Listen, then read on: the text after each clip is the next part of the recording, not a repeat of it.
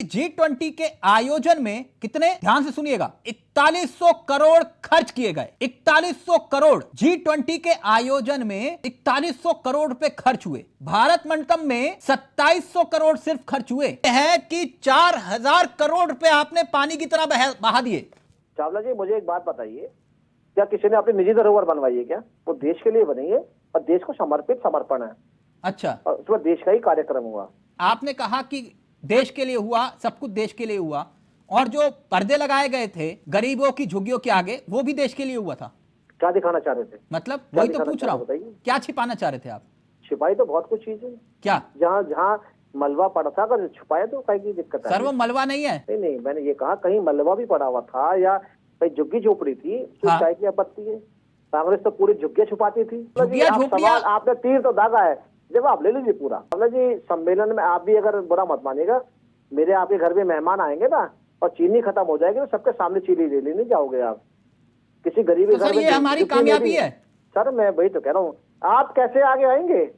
उस सरकारों को लाएंगे जिन पे AK-47 की गोली खरीदने के लिए पैसे नहीं थे, बुलेट प्रूफ जैकेट खरीदने के पैसे नहीं थे। उदाहरण के तौर पर आपने कहा कि ये आयोजन में पैसा जो खर्च हुआ वो देश की शान बढ़ाने के लिए था। विपक्ष आरोप लगा रहा है कि सिर्फ ब्रांडिंग के लिए आप लोगों ने ये पैसा पानी की तरह बहाया।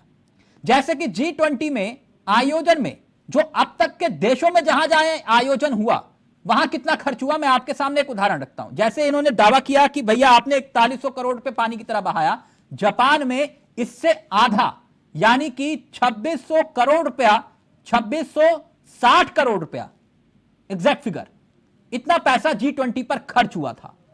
जर्मनी महज 642 करोड़ रुपया, 642 करोड़ रुपया जर्मनी में खर्च हुआ। अर्जेंटीना 931 करोड़ रुपए खर्च हुए महज। रूस में 170 करोड़। और आपने जो आरोप लगा रहे हैं कि 4100 करोड़ रुपया खर्च किया सिर्फ ब्रांडिंग के लिए। क्या आप इंदिरा गांधी स्टेडियम में कराते या जवाहरलाल नेहरू स्टेडियम में कराते? कहाँ स्टेडियम में कराते? आदमी ने अपना घर अगर अच्छा बनाया है मेहमान बुलाने के लिए तो आप कहाँ बुलाओ? क्या स्ट्रक्चर था पे ऐसा? और मैं तो कहता हूँ अच्छी बात है, नहीं बुलाया गया, लायक भी नहीं है अब ये बुलाने के। क्यों? कारण सबसे बड़ा ये है कि आज के टाइम में ये पॉजिटिव बात करते, नेगेटिव बात करते हैं। कोई विषय ले लीजिए आप, किसी कानून के बारे में ले लीजिए, कैसी बात कर रहे हैं आप? नहीं, बिल्कुल, मैं तो स्पष्ट कह रहा हूँ साहब, कल से बैठाइएगा मत बैठाइएगा मुझे। नेता प्रतिपक्ष है, मैं तो साफ कह रहा हूँ बिल्कुल।